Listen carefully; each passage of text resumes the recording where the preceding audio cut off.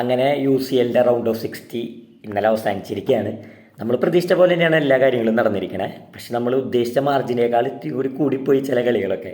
പ്രത്യേകിച്ച് പറയുകയാണെങ്കിൽ ആദ്യം തന്നെ നമ്മുടെ ബാർസലോണയുടെ കളി ഇത്രയൊന്നും നമ്മൾ പ്രതീക്ഷിച്ചില്ല. ഫസ്റ്റ് ഹാഫ് കണ്ട ഞാൻ വരെ ഞെട്ടിപ്പോയി. സെക്കൻഡ് ഹാഫിൽ എന്താ സംഭവിച്ചതെന്ന് വിചാരിച്ചു. ആകെ തകർന്നടിയാണ് ചെയ്തത് ന്യൂക്കാസിൽ. ഫസ്റ്റ് ഹാഫ് ഒപ്പത്തിനൊപ്പമാണ് അവർ പിടിച്ചിരുന്നത്. ലാസ്റ്റ് ഒരു പെനാൽറ്റി വഴങ്ങിയെങ്കിലും അതുവരെ അടിപൊളിയായിട്ട് ന്യൂക്കാസിൽ കളിച്ചിട്ടുണ്ട്. പക്ഷെ അവസാനം കൊണ്ട് സെക്കൻഡ് ഹാഫൊക്കെ എന്താ കാണിച്ചതെന്ന് ഒരു പിടുത്തല്ലേ. പന്ത് കയ്യിൽ വയ്ക്കാൻ പറ്റില്ല. ബാർസ അത്ര അടിപൊളിയായിട്ട് പാസിങ് ഗെയിം ഒരു രക്ഷയിലായിരുന്നു. അങ്ങനെ ബാർസലോണ വീണ്ടും റൗണ്ട് ഓഫ് 8 എത്തിയിരിക്കുകയാണ്. അടുത്തൊരു കളി എന്ന് പറയുമ്പോൾ നമ്മൾ ബയൻ്റെ കളി പിന്നെ സ്വാഭാവികമായിട്ട് നമുക്കറിയാം ബയൺ എത്ര ഗോളിന് ജയിക്കുന്നു നോക്കിയാൽ മതി. അങ്ങനെ ബയൺ 2 പാദത്തിലായിട്ട് 10 ഗോളാണ് അറ്റ്ലാന്റിക്കെതിരെ അടിച്ചു കൂട്ടിയത്. അറ്റ്ലാന്റിക് ആകെ 2 തിരിച്ചടിക്കാൻ പറ്റുള്ളൂ. അത് നമ്മൾ പിന്നെ റിസൾട്ട് സെയിം വിചാരിച്ചാണ്.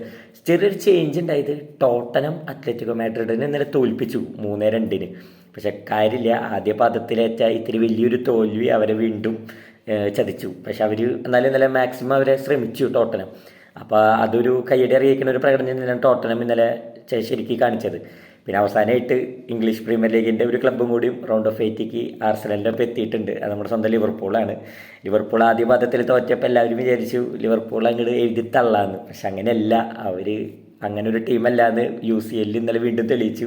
4 ഗോൾ, എണ്ണം പറഞ്ഞ 4 ഗോൾ. സാലിയൊക്കെ എന്താ കളിയായിരുന്നു ഇന്നലെ.